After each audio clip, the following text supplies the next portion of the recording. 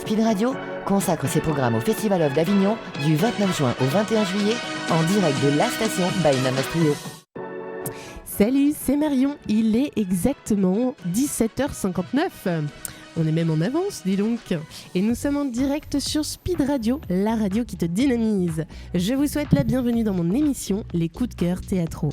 Tous les jours de 18h à 19h jusqu'au 21 juillet, je vous accompagne en direct de la station Namas Rio, rue Guillaume Puy, dans le quartier de la Luna, où nos studios ont élu domicile le temps du festival.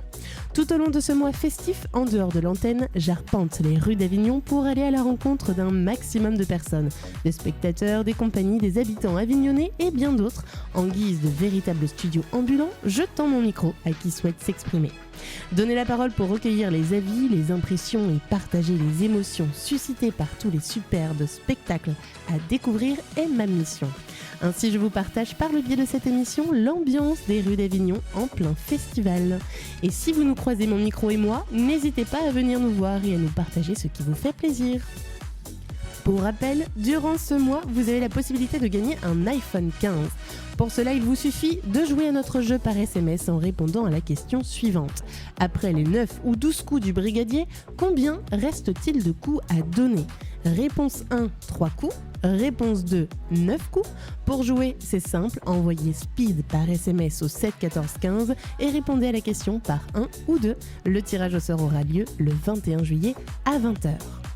Pour revenir au contenu de cette émission, je vous partage chaque jour mes échanges avec les personnes rencontrées dans les rues d'Avignon. On s'écoute un peu de musique et je reçois des invités.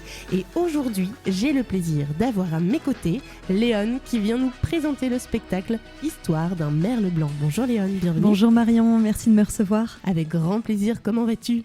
Très bien, très bien, et toi ? Ça va aussi super, comme toujours, comme d'hab, comme tous les jours. Ce festival est plein de joie et de belles rencontres, donc c'est vraiment très chouette. Léon, tu es actrice, metteur en scène dans ce spectacle ? Oui, tout à fait. Alors, peux-tu nous parler de ce spectacle ? De quoi parle-t-il ? Alors, Histoire d'un merle blanc, c'est un conte initiatique d'Alfred de Musset qui parle d'identité, de quête de soi, de rejet de la différence et de la violence que la société peut avoir envers les êtres différents. En 2 mots, ça commence à s'y méprendre comme le vilain petit canard. C'est l'histoire d'un merle blanc qui naît dans une famille de merles classiques, donc noirs, et qui se fait rejeter par ses parents pour sa différence. Il commence tout un voyage initiatique à la quête de lui-même. Il va rencontrer un tas d'oiseaux en se disant « si je ne suis pas un merle, je suis peut-être une pie, un ramier, un cacatoès ». Sauf qu'évidemment, comme il ne se connaît pas lui-même, il est incapable de se lier aux autres. Et voilà, à travers cette fable, ça questionne plein de thèmes très importants et surtout intemporels et universels. On peut tous se reconnaître dans le parcours du merle. Et c'est vraiment la contemporanéité de ces sujets qui moi, m'ont vraiment touchée et que je juge important de partager. Je comprends bien. Justement, ce spectacle est donc Histoire d'un merle blanc, rappelons le titre, écrit d'après la fable d'Alfred de Musset. Qu'est-ce qui a porté ton choix vers cette histoire ? Comment est né ce spectacle ? Alors, je pense avoir découvert le texte en 2019, donc ça fait un moment que cette histoire m'accompagne.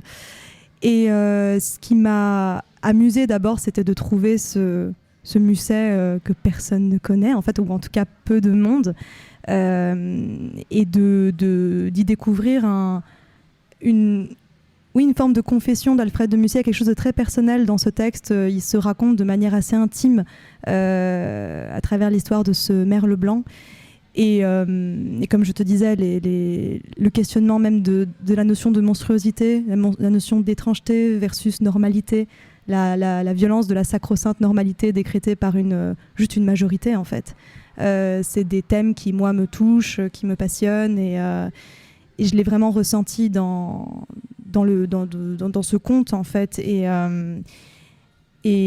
voilà, et cette lecture multiple, en fait, aussi du conte, savoir que c'est une œuvre qui va évidemment parler aux connaisseurs de Musset, qui vont y retrouver plein de petites, j'ai envie de dire private jokes pour littéraires, parce qu'on reconnaît évidemment sous les traits de la Merlette George Sand, on reconnaît, il évoque, il cite tout un tas de personnages que les connaisseurs, on va dire, vont retrouver. Et en même temps, j'ai absolument voulu que ce soit un spectacle le moins élitiste possible, parce que les thématiques appartiennent à tout le monde. Et c'est la force pour moi de ce spectacle, c'est que c'est un spectacle justement à multiples lectures, et je l'ai voulu de ce fait très coloré, je pense que j'anticipe peut-être une autre de tes questions, mais voilà, c'est vraiment et puis le grand potentiel visuel aussi à la lecture, en fait, non seulement le fait que ce soit des animaux, des oiseaux, mais l'aspect conte, je me suis dit, mais il y a un potentiel de théâtralité immense, que c'est une nouvelle en fait à la base. Donc c'est vraiment un texte narratif que j'ai adapté en version théâtrale, mais voilà, c'est les messages et l'immense potentiel théâtral de cette histoire. Comment tu as fait justement pour pouvoir transformer cette nouvelle d'origine en œuvre théâtrale? Comment est-ce que ça a été difficile pour toi de tout remodifier, même s'il y avait un potentiel qui était déjà là? Alors, je dis souvent que c'est une collaboration entre Alfred et moi. C'est beau, c'est bien dit. Mais c'est vrai que j'ai eu à cœur de garder le message que je pense qu'il a souhaité transmettre en écrivant je pense qu'il a voulu raconter quelque chose de sa vérité, de sa réalité, de son intimité à travers cette histoire-là, qui voilà, tranche avec le personnage peut-être très justement bourgeois, poète maudit, voilà, qui s'est créé.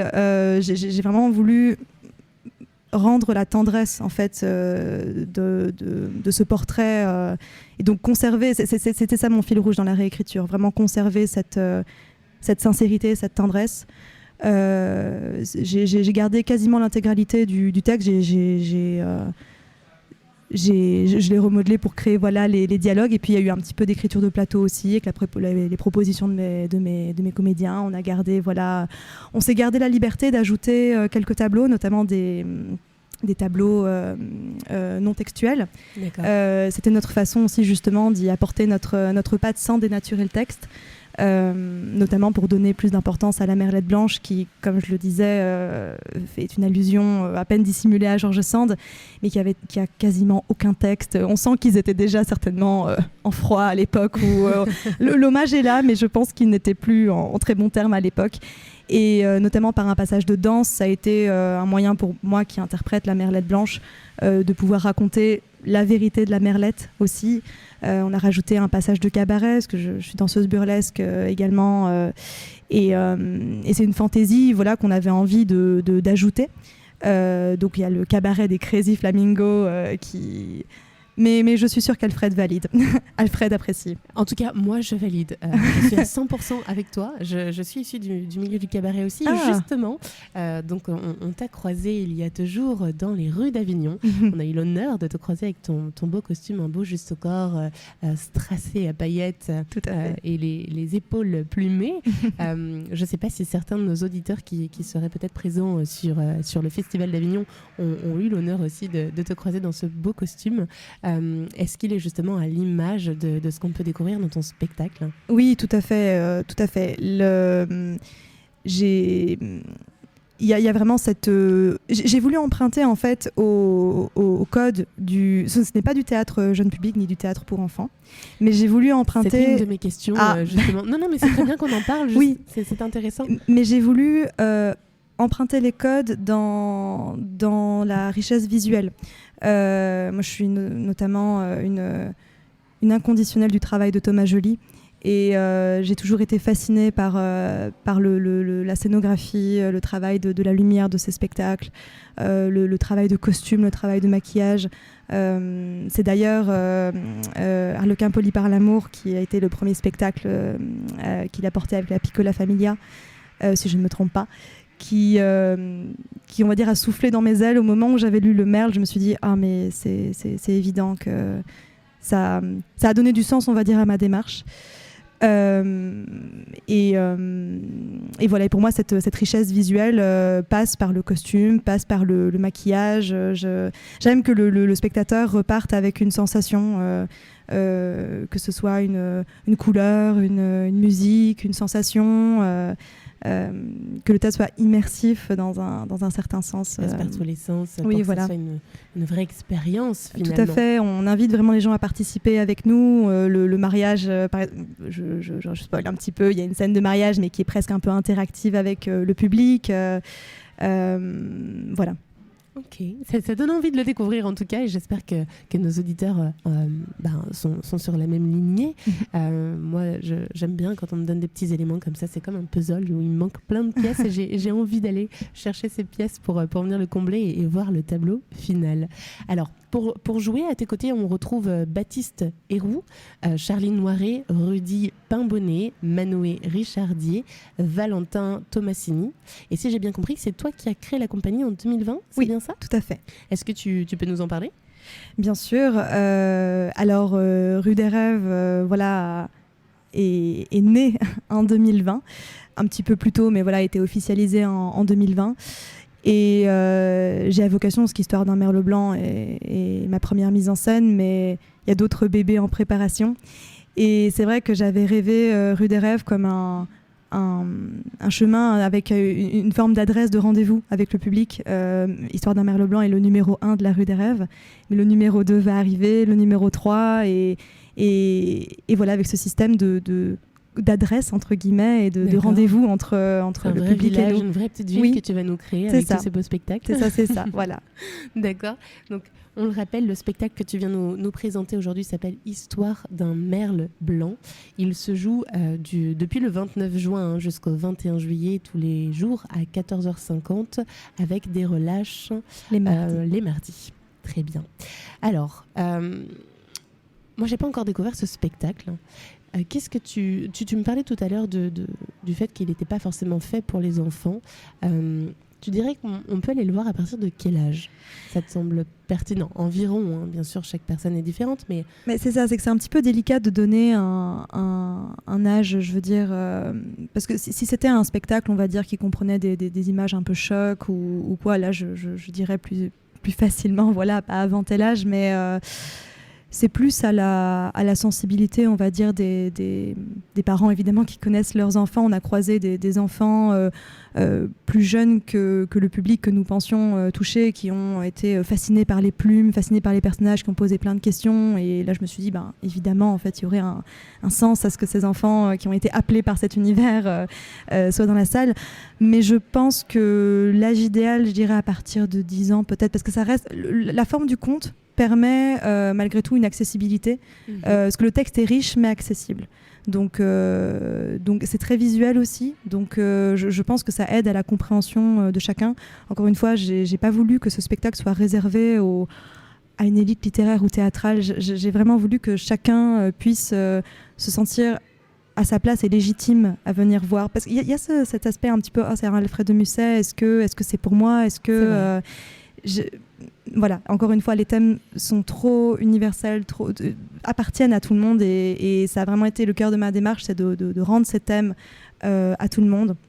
Mais je dirais que un public de collégiens et même de lycéens serait même un public en fait que je souhaiterais cibler, puisque le parcours du merle, c'est aussi celui au final de devenir un adulte. Le merle blanc est un petit merlichon, un petit poussin quand il se fait chasser par ses parents. Il est il connaît pas le monde en fait, et il se confronte à la société de manière assez violente, mais voilà, il va rencontrer les autres pour la première fois, tomber amoureux pour la première fois, et il se cherche beaucoup. Et de ce fait, je pense que c'est des thématiques qui peuvent avoir un vrai écho pour les adolescents. Et je dois dire, le bac, ça fait un petit moment, voilà, maintenant, mais je ne sais pas si les programmes ont changé, mais je me souviens de mes programmes de littérature ou de philosophie. La question de l'identité, la question du bonheur, c'est des questions que nous, voilà, qui nous taraudaient à ces âges-là, mais qu'on étudiait aussi voilà, dans les programmes à ce moment-là. dans mon temps. Oui, puis finalement, ce sont des choses qui restent d'actualité. Bien Et sûr. tout au long de notre vie, je Bien pense. sûr. Aujourd'hui, avec l'avènement du développement personnel, Tout à fait. on le voit, on est d'autant plus tourné sur nous à se poser la question de d'accord, qu'est-ce qui ferait mon bonheur? Comment je pourrais mieux vivre les choses? Là où avant, dans des siècles auparavant, on n'était pas du tout dans cette lignée-là. Bien Aujourd'hui, sûr. on l'est complètement. Parfois, l'ego semble s'en mêler un peu trop par le biais des réseaux sociaux et de tout ce qu'on nous véhicule. On finit par trop s'intéresser à soi, par se perdre en nous-mêmes. Oui, oui. Mais que ce soit à cet âge-là ou même à l'âge adulte, je pense qu'on est vraiment, je ne sais pas ce que tu en penses, hein, mais dans une société où actuellement tout le monde se pose cette question finalement, Bien sûr. qui je suis, vers où je tends. Oui, oui, oui. Et c'est même pas forcément une question d'âge, c'est une question, je dirais, de période de vie. Tout à fait. Parfois, on renaît à soi-même, peu importe, même en étant très avancé, Bien sûr. dans l'âge. Donc, en effet, je pense que c'est enfin là, je te dis clairement ce que j'en pense. Hein. Peut-être qu'on s'en fout. Non, mais tu es très juste Mais- dans ton propos. Je suis toute oui.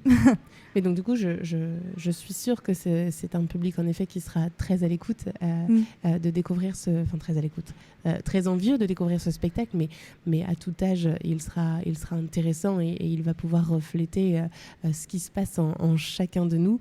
Alors, je comprends là l'idée du fait que les jeunes puissent, en étant enfants, je veux dire, être en capacité de comprendre à quoi font référence tous ces personnages.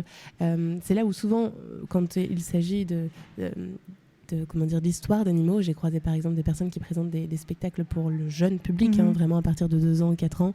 Souvent, il est facile de passer par l'animal, Bien sûr. de passer par ces petites histoires pour en faire finalement une métaphore de ce qu'on vit. C'est un reflet de notre société, une satire. Enfin, c'est assez évident justement sur Histoire d'un merle blanc, qui encore une fois, du fait de, ça reste un Alfred de Musset, ça reste justement du tout public, donc il y a, je spoile pas, mais il y a un virage à 360 degrés qui fait que ça commence très gentiment, ça commence de manière très colorée, puis ça vire, mais le parallèle avec notre humanité, en effet, on parle d'oiseaux, mais le parallèle avec notre humanité, elle est assez évidente, et je rebondis aussi sur quelque chose que tu as dit, sur le fait qu'en effet ça touche à tout âge.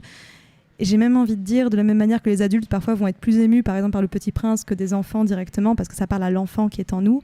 Je pense aussi que j'ai eu beaucoup d'adultes. On a eu quelques exploitations à Paris dernièrement, par exemple au Funambule Montmartre. On avait fait partie de la sélection du festival Nouvel Acte, la première édition. Et c'est vrai que c'était assez touchant de voir les personnes venir à nous et dire c'est drôle, mais j'avais l'impression de me voir dans le merle, de me reconnaître dans le merle, et c'est exactement là où on voulait bien sûr, et parce que c'est vrai qu'il y a eu ce choix que j'ai fait très rapidement de ne pas choisir un type de discrimination en particulier, puisque le merle, pour le coup, est un merle albinos, donc il est discriminé par sa couleur, il a un sifflement aussi qui n'est pas conforme à son espèce. Mais pour moi, choisir, c'était renoncer aussi. Et j'ai voulu que le merle soit l'étendard, en fait, de toutes les formes. Parce qu'on a tous un jour pu se sentir différents. Il n'y a pas de compétition, en fait, de motifs de différence et de discrimination. Que ce soit dans le rôle, que ce soit dans l'apparence, que ce soit dans les idées, que ce soit dans... Intellectuellement, physiquement, émotionnellement, se sentir en décalage, se sentir... et la solitude du merle et la recherche du merle, je pense, peut faire un écho à beaucoup de profils différents et parfois à des profils surprenants. Il y a un pouvoir d'empathie assez puissant en fait avec le une merle. anecdote comme ça d'une personne qui se sentait se reconnaître en tout cas au travers du merle et qui elle se voyait différente par quelque chose d'assez étonnant. Justement, lors des représentations qu'on avait fait au Funambule, justement, c'était l'exemple que j'évoquais. Il y avait un jeune homme comme ça qui était venu, mais on sentait qu'il disait je sais pas trop si je peux me permettre de le dire, je sais pas si je dis une énormité, mais je me reconnaissais un peu dans le merle et je disais mais non, pas du tout, c'est exactement ça en fait, voilà qu'on cherchait encore une fois à créer comme connexion. Mais j'ai ce jeune homme en fait qui me vient en tête parce que je sentais voilà, ça paraît évidemment un petit peu présomptueux parce que c'est mon spectacle, mais des personnes qui nous ont remercié de porter aussi cette histoire, parce que c'est vrai que la défense des êtres différents comme ça, c'est très présent évidemment par exemple dans l'œuvre de Tim Burton. C'est une sorte un petit peu d'Édouard Romain d'Argent, notre Oui, Mère Leblanc. Mais en même temps, c'est pas toujours ce qu'on voit en haut de l'affiche non plus comme type de personnage. Donc il y avait vraiment pour le coup un écho.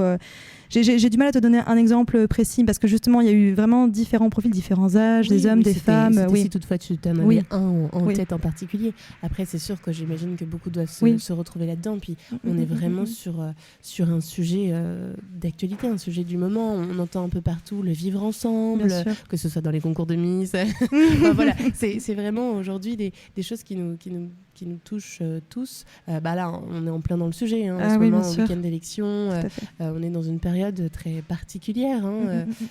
Tout semble changer un peu de cap. Ça fait peur. Donc, ce côté vivre ensemble, ce côté s'accepter, soit tel qu'on est, par sa différence, que les autres nous acceptent aussi dans notre différence. Mais du coup, ça passe aussi par soi. Tu l'as évoqué tout à l'heure, ce Merle, il ne sait pas qui il est lui-même. Donc et en fait, il vit dans le regard de l'autre aussi, et il ne trouve jamais la paix parce qu'il attend l'approbation de l'autre. Et c'est là aussi où vient la réflexion. C'est qu'en fait, ça questionne aussi sur la notion de bonheur et la propension à y avoir accès. Et cette question que si on place sa légitimité uniquement dans l'approbation des autres, on n'a jamais fini, en effet, de... On peut le chercher constamment. Bien sûr, cette validation, on ne la trouvera jamais. Est-ce vraiment source de bonheur ? Ça, c'est une très bonne question. Une très bonne question sur laquelle je vous propose de faire une petite pause musicale. On se retrouve juste après pour continuer l'émission en compagnie de Léon. Et on va s'écouter Parapluie de Jack. Speed Radio consacre ses programmes au Festival of d'Avignon du 29 juin au 21 juillet en direct de la station by Namas Trio. Me revoilà, on vient de s'écouter Parapluie de Jack, et autant vous dire qu'ici, à Avignon, on n'en a pas besoin de parapluie, il fait très beau, il fait chaud. Si vous venez de nous rejoindre, vous êtes sur Speed Radio. Je suis Marion et je vous souhaite la bienvenue dans mon émission Les coups de cœur théâtraux, dans laquelle je vous retrouve tous les jours de 18h à 19h en direct de la station Namas Rio pour vous partager le fruit de mes échanges en micro-trottoir dans les rues d'Avignon durant ce festival. J'y reçois également des invités en tout genre. Pour rappel, durant ce mois, vous avez la possibilité de gagner un iPhone 15. Pour cela, il vous suffit de jouer à notre jeu par SMS en répondant à la question suivante. Après les 9 ou 12 coups du brigadier, combien reste-t-il de coups à donner ? Réponse 1, 3 coups. Réponse 2, 9 coups. Si tu as la réponse, c'est très simple. Pour jouer, envoie speed par SMS au 7 14 15 et réponds à la question par 1 ou 2. Le tirage au sort aura lieu le 21 juillet à 20h. Je suis de mon côté toujours en très bonne compagnie de Léon, qui est venu nous parler de son spectacle Histoire d'un merle blanc, d'après la fable d'Alfred de Musset, qui se joue depuis le 29 juin jusqu'au 21 juillet prochain à 14h50 au théâtre au Coin de la Lune. Les relâches seront le 2, le 9 et le 16 juillet. Ça va toujours, Léon ? Ça va très bien. Bon, super. On a pu parler un petit peu de ton spectacle, du sujet qu'il traite, de ce que tu as voulu transmettre, véhiculer au travers de ce spectacle. Je sais que tu as encore plein de choses à nous dire en off. Elle m'a dit plein de choses intéressantes, donc j'espère pouvoir les faire ressortir une seconde fois. Tu me disais que ton spectacle avait déjà été joué auparavant dans un autre théâtre à Paris, c'est ça ? Oui, c'est ça. On a fait partie de la sélection de la première édition du festival Nouvel Acte porté par le Funambule Montmartre. Mais c'est vrai que le spectacle a eu une vie un petit peu particulière, comme je pense beaucoup de spectacles nés aux alentours du Covid. C'est-à-dire que notre première date, on a joué pour la première fois le 5 mars 2020. dans une librairie, à la librairie théâtrale rue Marivaux à Paris. On avait tout aménagé en fait la librairie pour accueillir en fait le spectacle, parce que c'est vrai que j'ai toujours vu ce spectacle comme un spectacle évolutif, et je me suis dit il aura une vie voilà, dans une librairie, dans un jardin, dans un château, pourquoi pas. C'est super intéressant. Et cette immersivité, encore une fois, est quelque chose qui m'intéresse beaucoup. Dans un théâtre, après, c'est très confortable, je ne vais pas mentir. Mais voilà, c'est vrai qu'on a eu comme je dis, on a commencé le 5 mars 2020, donc nécessairement c'était une semaine avant le premier confinement.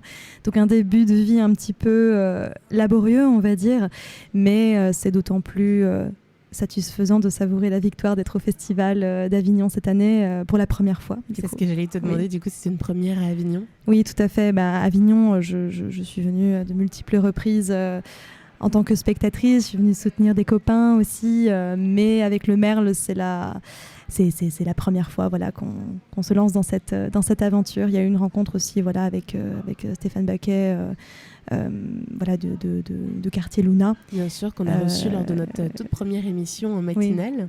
Oui. Justement, qu'est-ce que ça fait de venir au Festival d'Avignon comme ça pour la première fois avec son spectacle ? C'est très exaltant. C'est énormément d'émotions dans tous les sens, parce qu'évidemment là on apprend beaucoup en faisant, je pense.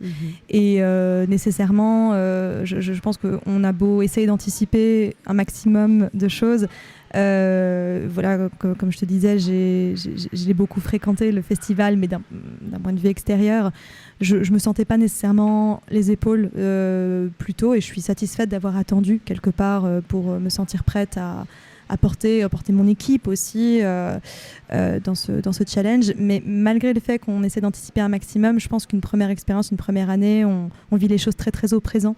Mais c'est ça qui est beau aussi. Et je pense que chaque festival, de toute façon, a son lot de surprises, même pour les plus aguerris. Donc voilà, bien sûr, on fait de notre mieux, on mène notre chemin, et voilà. Pas trop stressant. Est-ce que tu arrives quand même à profiter de cette émulsion là qu'on ressent des gens qui viennent en festival, puisque finalement ça ne rassemble que des gens qui aiment ça.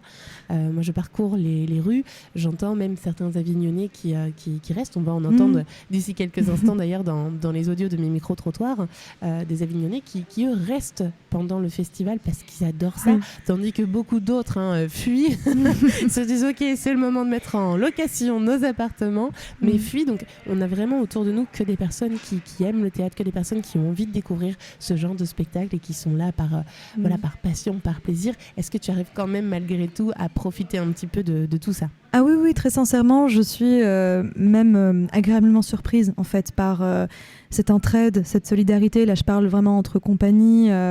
C'est vrai que on m'avait un peu fait peur justement avec cette notion de, par exemple, on m'a dit l'affichage, tu vas voir, on lâche les fauves. Je me suis dit mais non, oui. Et non, je constate au contraire de la bienveillance, de l'entraide, même en amont en fait sur la préparation. J'ai constaté, bon, il y a sur certains réseaux, voilà, il y a des réseaux d'entraide, etc. J'ai constaté beaucoup de réactivité justement, et c'est quelque chose de touchant et de très agréable. Et je dois dire que voilà, le fait aussi qu'on se soit rencontrés, c'était le jour de ma première, oui, qu'on s'est croisés toutes les deux, et j'ai été touchée aussi justement de ton invitation.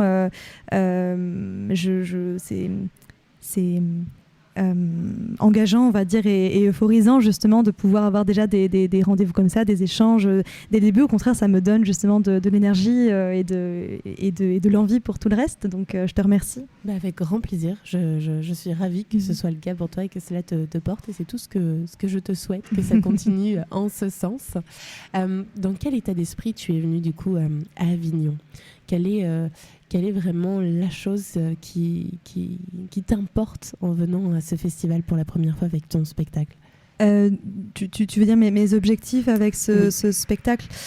Je vais être sincère avec toi, c'est un spectacle que on l'a pas créé spécifiquement pour Avignon.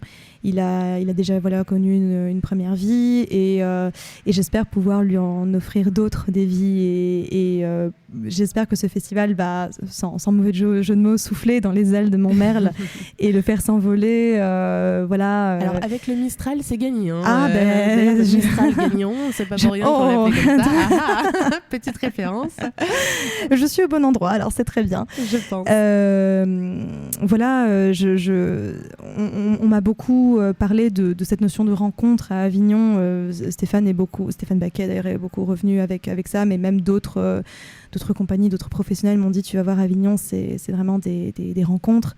Et en dehors même de rencontres humaines entre moi, Léon ou ma compagnie et d'autres compagnies, c'est vrai que j'espère et j'attends des rencontres émotionnelles, on va dire, avec mon spectacle, des rencontres du cœur, si je peux dire, entre les spectateurs, comme je le disais tout à l'heure, qui j'espère vont se retrouver dans le Merle, à qui ça va peut-être même potentiellement faire du bien de voir ce spectacle, et évidemment de potentiels professionnels qui pourraient être touché aussi par le spectacle. C'est ce genre de rencontre que j'attends et que j'espère. D'accord, je comprends tout à fait et je te souhaite que ça aille en ce sens. Alors on parlait tout à l'heure un petit peu du spectacle, des sujets qu'il traite, du fait que c'est un merle qui est à la recherche finalement de lui-même, de qui il est, de comment se définir. Alors tu pourras mieux en parler que moi, j'ai pas forcément aussi facilement les mots que toi, mais on parlait en off il y a quelques instants d'autres choses qui viennent des messages qui viennent se porter au travers de ce spectacle, à savoir aussi cette recherche de validation constante au travers des autres. Est-ce que c'était quelque chose auquel tu avais pensé au tout début en mettant en scène, en créant le spectacle, ou c'est des choses évidentes qui sont venues au fur et à mesure dans la construction de la pièce? Alors, comme tu disais, il y a ce texte appelle à énormément de sujets, de thèmes, et il a fallu faire des choix en fait, comme toujours. Et pas toujours évident. Moi aussi, pour moi, choisir, c'est renoncer. Alors, c'est horrible. Mais je pense aussi que c'est la richesse du spectacle. Par exemple, j'entends que ça débat parfois de certains sujets. Je ne vais pas dire qu'ils sont annexes, mais je pense que mon rôle, en tant que porteuse de projet et metteuse en scène, c'est de garder mon axe et mon fil rouge, mais en sachant qu'il y a tous ces petits thèmes, cette constellation de thèmes qui existent. Mais je ne veux pas tout prendre en charge non plus. Je laisse la sensibilité justement du spectateur aussi, son interprétation. Mais c'est très intéressant d'ailleurs de débattre sur... notamment sur le personnage de la Merlette Blanche, qui est un personnage très énigmatique. Et est-ce que j'ai répondu à ta question ? Je pense que tu voulais revenir sur est-ce que les thèmes sont venus au fur et à mesure du travail, c'est ça aussi ? Mais après, franchement, c'est dur à toi. Mes questions n'ont pas pour vocation d'avoir une réponse en particulier. C'est vraiment dans le but de susciter les choses qui te viennent de toi et qui émanent de toi. C'est le but, c'est qu'on te découvre, qu'on en sache plus et de comprendre un petit peu l'état d'esprit et ce qui t'est venu dans la construction de ce spectacle qu'on invite à aller découvrir, qu'on propose à tous nos auditeurs d'aller découvrir. Et moi aussi, j'ai bien envie d'aller découvrir ce spectacle. Donc oui, ça répond à la question d'une très bonne manière. Si je devais te demander de me parler de la chose que tu préfères le plus dans ton spectacle, ce serait quoi ?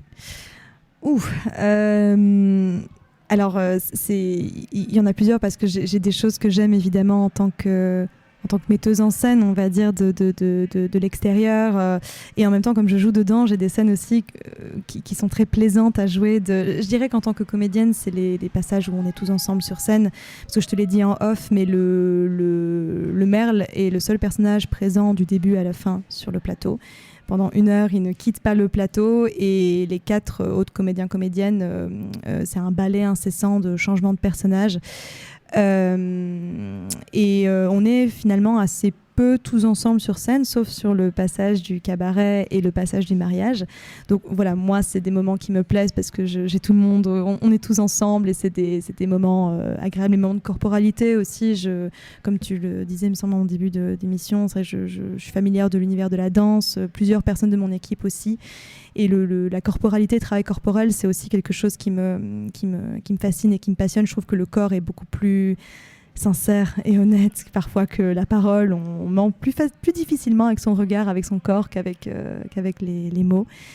Donc oui, je dirais que c'est les passages musico-corporels et les moments d'ensemble que je préfère en tant que comédienne. Et en tant que metteur en scène, je veux dire, je suis plutôt fière du fameux switch dont je laisse un peu planer le mystère, mais du moment où le merle, en fait, a une forme de révélation vers la moitié du spectacle, au bout d'une série de rejets, il décide que le merle blanc sera son identité. En fait, je suis le merle blanc. Malheureusement, il ne va pas avoir beaucoup de sagesse dans sa prise de conscience et il va devenir aussi, sans spoiler vraiment la fin, mais il va devenir aussi égoïste et aussi impitoyable surtout et intransigeant que les autres. Mais ce switch en fait est assez surprenant, je pense, parce que comme je te le disais, on commence de manière assez colorée, vraiment comme un conte, et c'est là, je trouve, où on sent que ça reste un Alfred de Musset, qu'il y a quelque chose de sombre aussi en fait qui arrive à ce switch là. Et oui, moi personnellement je suis fan de ce moment-là. D'accord. Alors qu'est-ce que vous avez préféré ? C'est aussi une question que j'ai prévu de poser aux personnes que je croise dans les rues et en sortie de spectacle lors de mes sessions de micro-trottoir. Pour le moment, je leur ai demandé d'où ils viennent, ce qu'ils viennent voir ou encore la façon dont ils choisissent leur programmation. On va s'écouter ça dans quelques instants, mais avant cela, je vous propose qu'on fasse une petite pause musicale et puis on va s'écouter le titre Stumbling In de Cyril. À tout de suite. Speed Radio consacre ses programmes au Festival of d'Avignon du 29 juin au 21 juillet en direct de la station by Namas Trio. On vient de s'écouter Stumbling In de Cyril. Vous êtes toujours sur Speed Radio, je suis Marion et vous êtes dans mon émission Les coups de cœur théâtraux. Je suis aujourd'hui accompagnée de Léon qui est venu nous parler de son spectacle Histoire d'un merle blanc qui se joue au théâtre Au Coin de la Lune jusqu'au 21 juillet à 14h50 avec des relâches le 2, le 9 et le 7 juillet. Pour rappel, durant ce mois, vous avez la possibilité de gagner un iPhone 15. Pour cela, il vous suffit de jouer par SMS en répondant à la question suivante. Après les 9 ou 12 coups du brigadier, combien reste-t-il de coups à donner ? Réponse 1, 3 coups. Réponse 2, 9 coups. Pour jouer, c'est simple, envoyez SPEED par SMS au 7 14 15 et répondez à la question par 1 ou 2. Le tirage au sort aura lieu le 21 juillet à 20h. Bon Léon, je suis ravie encore une fois de t'avoir avec moi. Ça va toujours ? Mais très bien, et toi ? Oui, toujours. Je te demandais tout à l'heure ce que tu préférais dans ton spectacle. J'évoquais le fait que j'étais aussi une question que j'ai prévu de poser aux personnes que je croise dans les rues en sortie de spectacle lors de mes sessions de micro-trottoir. Mais pour le moment, étant donné qu'on est en début de festival, je leur ai demandé surtout d'où ils viennent, ce qu'ils viennent voir ou encore la façon dont ils choisissent leur programmation. Puisque moi, j'ai du mal à faire la mienne. On parlait tout à l'heure de choisir, c'est renoncer. C'est l'histoire de ma vie. Donc, je leur ai demandé conseil. On va s'écouter ça tout de suite avec une première rencontre, celle d'Emmanuel. Et bien là, je viens de croiser Emmanuel, accompagné de son cher et tendre qui est lui-même comédien, mais qui est en relâche aujourd'hui. Donc bonjour Emmanuel. Bonjour. Bienvenue dans mes podcasts, mes enregistrements sur mes micro-trottoirs. Alors Emmanuel, vous venez d'où ? De Paris, on revient de Paris. Oh, sympa. Vous êtes là pour combien de temps ? Toute la durée du festival, et même la durée entière, puisque je crois qu'il commence officiellement le 3. Mais officiellement, oui, mais bon, plus c'est long et mieux c'est. Au moins, on a le plaisir la maternité de cette phrase. Oui, j'en prends l'entière responsabilité. Bon, et durant tout ce festival, donc ça vous laisse le temps d'aller voir pas mal de spectacles, j'imagine ? Oui, bien sûr. Déjà, on va commencer par les copains, les copines qui jouent. Oui, vous avez prévu d'aller voir quoi ? J'ai prévu d'aller voir, par exemple, un spectacle sur Maupassant, qui joue à la Luna. D'accord. Maupassant et moi, je crois que ça s'appelle. Évidemment, je vais aller voir et revoir Hervé Briot qui joue les essais de Montaigne, parce que je l'ai déjà vu, mais voilà. Vous aimez bien. J'adore. Et puis, en fait, j'ai prévu d'aller voir plein de spectacles. Ah oui, il y a Kessel aussi, bien sûr, avec Franck Desmet. Mais là, je dis en fait des stars, des gens qui ont peut-être déjà du public. Ça me vient pas là, mais je pense que c'est aussi très très important d'aller voir des gens inconnus, des gens qui commencent, des gens qui sont un peu fragiles et s'attendre au meilleur, quoi. Tout à fait. Être prêt, être surpris pour les surprises. Et Mhm. c'est ça qu'il faut, et c'est ça qui est bien à Avignon. Si on a un petit budget, de le consacrer à ces gens-là. À la super. découverte de ces Ouais. nouvelles pièces ou ces nouveaux spectacles que l'on ne connaît pas forcément. Exactement. Et du coup, confiance. comment vous programmez d'aller voir justement ce nouveau spectacle que vous ne connaissez pas? Qu'est-ce qui vous attire, vous? C'est l'affiche, c'est le titre? Je vais aller dans un théâtre, là, j'ai pas encore eu le temps. Je vais aller prendre la grosse Bible qui est un peu lourde là. On Et- voit le programme un peu Voilà, épais. le programme, et que je vais aller potasser devant un pacalo. Ah ouais, j'ai Dans découvert une ça, terrasse. c'est super bon. Voilà. Et je vais aller potasser ça, je vais faire des petites croix, entourer des choses, après faire un programme comme un jeu de piste. Très bien, Voilà. c'est un très bon programme pour une belle après-midi ensoleillée. Voilà. Eh bien écoutez, merci beaucoup Emmanuel. Je vous souhaite de passer une belle journée et un super festival. Vous aussi, Et je vous dis à très bientôt peut-être dans les rues Merci. d'Avignon. Au revoir. Au revoir. Donc voilà, j'ai croisé Emmanuel, donc j'ai pris soin de faire comme elle, hein, d'aller chercher tous les prospectus, mais bon, du coup, je me suis un peu perdue dans tous mes documents. Mais bon, a priori, c'est quand même la meilleure manière de faire, hein. J'ai croisé également Nathalie, qu'on va écouter, on va écouter l'objet de notre rencontre tout de suite, qui elle aussi était en train de chercher plein de petits prospectus. Alors là, je suis toujours dans les rues d'Avignon, je suis rue Louis Pasteur et je viens de croiser Nathalie que j'ai vue en train de faire son choix de petits prospectus au théâtre Pixel Avignon. Bonjour Nathalie, Bonjour, comment ça va? très bien, merci. Je vous ai intercepté en plein choix, j'espère que je ne vous dérange pas. Non, bah écoutez, je démarre juste, alors du coup, je prends un petit peu au hasard et je regarde. Enfin là, je vais surtout essayer de trouver le programme Oui. et c'est surtout ça qui me... Le programme qu'on n'arrive plus à se procurer, puisqu'à Voilà, priori, là, je vais aller voir, il je n'est pense, plus dans les d'autres disponible. théâtres, il devrait y en avoir. Ouais. Vous venez d'où Nathalie? Je suis d'ici, moi. Vous êtes avignonnaise? Ouais, je suis avignonnaise et j'adore le festival. Et là, juste j'arrive, je reviens de Lyon et j'arrive et voilà.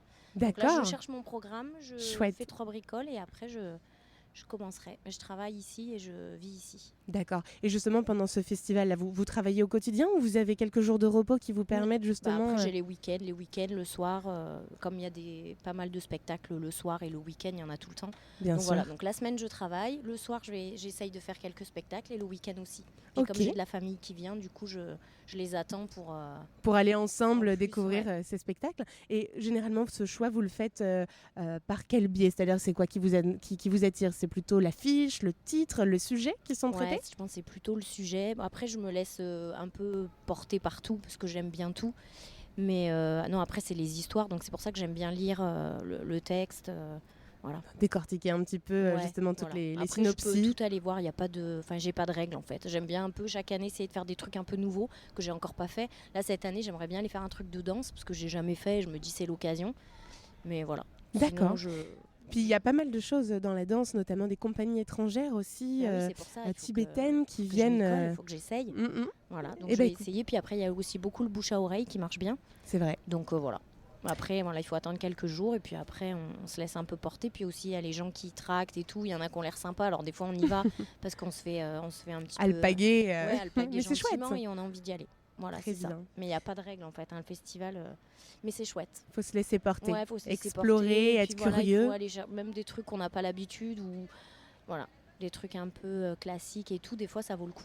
Enfin, moi, je me régale à chaque fois, donc voilà. Ça fait combien de temps que vous le faites ce festival? Moi, ça fait 15 ans. Ça fait 15 ans que j'habite Ah sur oui. Avignon. Donc moi, chaque année, je fais Vous le profitez festival de et à ce chaque fois, moment-là.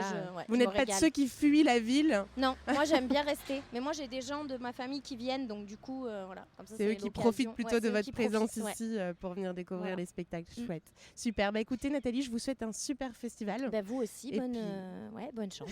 Merci beaucoup. Je vous souhaite plein de belles choses et puis au plaisir de vous recroiser dans D'accord. les rues Ben ouais, d'Avignon. c'est sympa, ça marche. Au revoir, Au bonne journée. revoir, merci. Donc voilà, c'était Nathalie avec qui je passais un super moment, avignonnaise, qui fait partie de ceux qui restent parmi nous pour vivre le festival en plein cœur. Qu'est-ce que tu en penses, toi, Léon, d'aller questionner les gens dans les rues comme ça pour savoir ce qu'ils ont pensé des spectacles et comment ils vivent le festival? Je trouve ça... Tu me parles par rapport à mon tractage ou alors de ta démarche là d'aller questionner par rapport à la démarche, un premier temps. Non, je trouve ça très intéressant et je trouve justement que le discours de Nathalie est très plaisant parce que on est tombé sur beaucoup d'Avignonnais justement. On en parlait en off toutes les deux quand ce début de festival avec les dates décalées, qu'il y avait un public plutôt justement local avignonnais. Et c'est agréable, voilà, je me rends compte à quel point le festival chamboule la ville, chamboule certainement le quotidien de tout le monde, de personnes qui continuent de travailler. Et c'est agréable de sentir voilà, leur bienveillance, leur joie aussi, et qu'on n'est pas trop envahissant, qu'on n'est pas trop... Voilà, non, c'est... Et puis je ne m'attendais pas en fait à entendre justement des retours comme ça de spectateurs. Je suis très contente. Je prenais note aussi un petit peu de tout ce que j'entendais.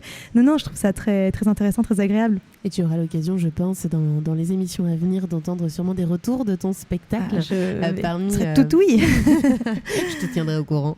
Mais c'est chouette de pouvoir leur donner la parole. Je sais que vous donnez beaucoup, vous, sur scène. Et parfois, c'est peut-être un peu frustrant. On le ressent quand même dans la salle, les retours des spectateurs quand ils sont contents, ils le disent, mais je trouve toujours agréable de pouvoir vous en redonner encore et encore et de pouvoir vous refléter un peu le miroir de toutes ces belles choses qui se vivent au travers des émotions des spectateurs après être sortis du théâtre. Nous, on est super demandeurs. C'est vrai que évidemment, en plus, comme tout va très vite, on doit désinstaller très vite pour l'accompagner après. En général, les gens sont partis, ils vont voir autre chose. Et c'est vrai que tu me parlais des réactions. Voilà, est-ce qu'il y avait des réactions qui m'avaient marqué? Tu sais, tu demandais des retours précis.